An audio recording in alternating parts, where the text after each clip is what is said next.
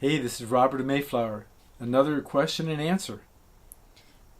Do you think science is real? Do I think science is real? No. If you read Isis Unveiled or The Secret Doctrine by Blavatsky, the synthesis of religion, philosophy, and science, she talks about that. I think science without religion and philosophy are a dangerous thing. And then religion, science, and philosophy need the human being who's connected to all of the world and who's selflessly still watching what's going on and growing and learning.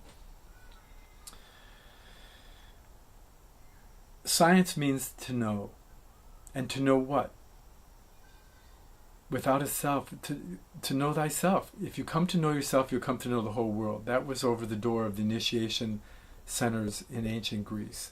Man or thinker, man or woman, thinker, mind stream continuum. Know thyself, and thou shalt come to know the whole world. Steiner points out that if you know the whole world, you also come to know yourself. When it comes to science, I think real scientists would honor the next 7 generations and the last 7 generations, as the Native American, native peoples of the world, the Celts, all of them said. The real scientists can break the spell of materialism by seeing the thinking in things. The wrong science is where there's all these secrets and you're just trying to make profit and greed and a weapon or something to sell and not benefit humanity. Real science is trying to discover the nature of the self and the world around us so that we can all become smarter and more attuned and at one co-creative with the whole of the earth. And real philosophy is the love of wisdom and truth. Wisdom that comes through time. You can't just make something happen without time. And that, because it will blow up, you'll just lose it. If you just get put on top of the mountain and you didn't earn your own way up climbing the mountain, then you'll die probably at the top of the mountain. And that's what happens to a lot of people that are just put in advanced places, or all of a sudden given millions and millions of dollars, or given tons of power, or all of a sudden there are tons of fame and they're a movie star overnight and they can't handle it, and they don't have a selflessness and they don't have a sense of belonging to the whole earth. So you start to believe that you're somebody important. I don't think, how can anybody be important with the world suffering as much as it does? You think the suffering of the world would bring a little humility and humbleness, a little earthiness, to try to at least want to learn more. When you see the suffering of the world, you have compassion for the struggle of the soul that seeks wholeness and healing and wants to raise themselves. We're trying to help people to help themselves and have empathy and compassion, not sympathy for outer circumstance, which sometimes is the only thing teaching. Of course we want to help. But how can we be of help? How can we help people to help themselves? So science is in very big difficulty now because they're causing a lot of pollution. And they're thinking of people are trying to own science and own all the seeds and own the biodiversity and try to harness the powers of the sun and the earth and use it for military industrial complex things or personal selfish things.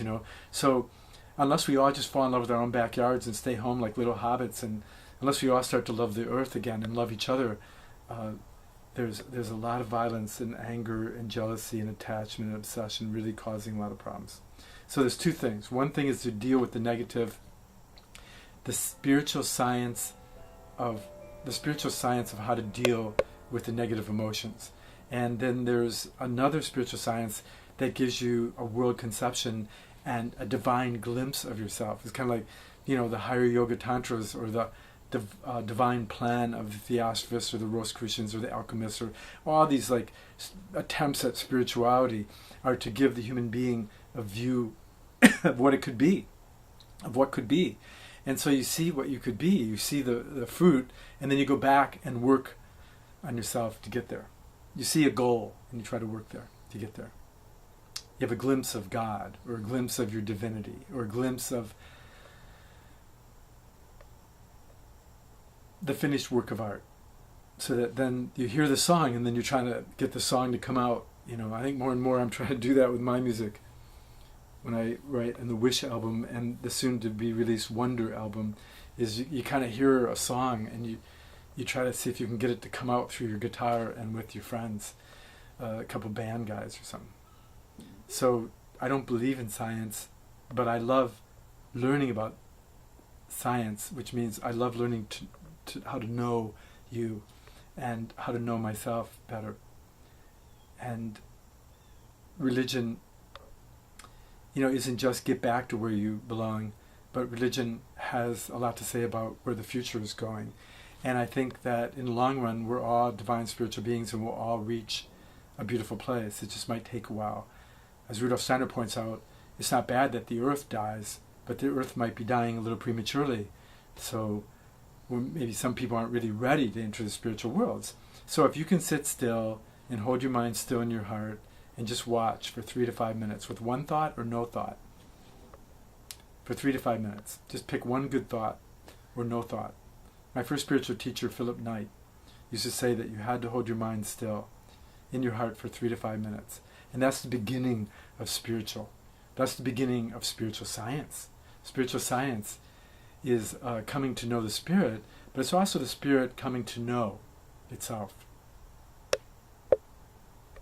Maybe we are the source of light, love, and joy. If you want to be, we can. Peace.